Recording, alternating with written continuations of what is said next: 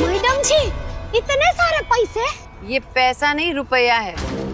ये कीमत है हमारे सर पे लगा हुआ सच्चा इल्जाम को झूठा साबित करने की। मैडम जी, आप समझिए आपका काम हो गया।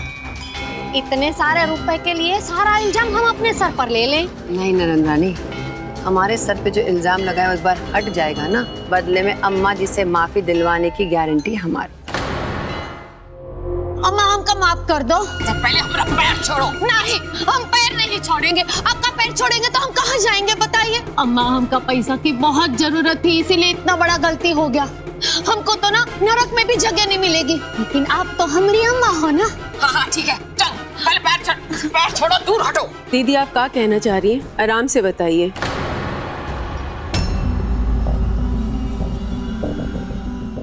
जी, आपको याद है हमने आपसे पैसे मांगे थे और आपने हमें पूरे 5,000 रुपए दिए थे? हाँ याद है। वो 5,000 रुपए से हमने 5 टेस्ट करवाए थे आपके नंदोई जी के। वो 5 बार डॉक्टर बोला कि दिल का बीमारी है, ऑपरेशन करना पड़ेगा। तभी विशेष ना हमारे पास आया भगवान बनकर। पापा को इतना बड़ा शैतान को भगवान बोलता है तो क्या विशेष ने भी तुम्हारा मदद किया?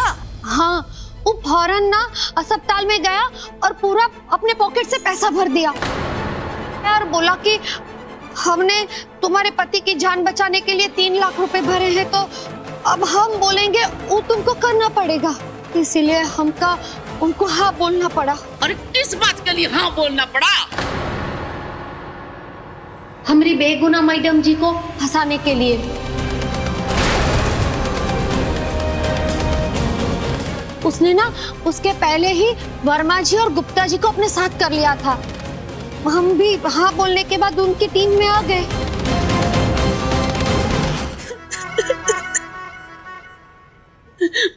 हमसे गलती हो गई मैडम जी। उस दिन आपसे छुट्टी लेके हम गांव नहीं गए थे, इनके सिलाई सेंटर में काम कर रहे थे। क्या? ना बड़ा झूठ! तुम जाके इनके सिलाई सेंटर में काम कर रही थी, लेकिन क्यों? हम क्या करते मैडम जी, उस विशेष ने हमें ये सब करने के लिए मजबूर किया। उसके भाऊजी ने हमें आपके यहाँ काम पे लगवाया था। विशेष ने उसी एहसान के चलते उसने हमसे ये सब करवाया और उसने हमें इसका पैसा भी दिया। बोला किसी को कुछ पता नहीं चलेगा।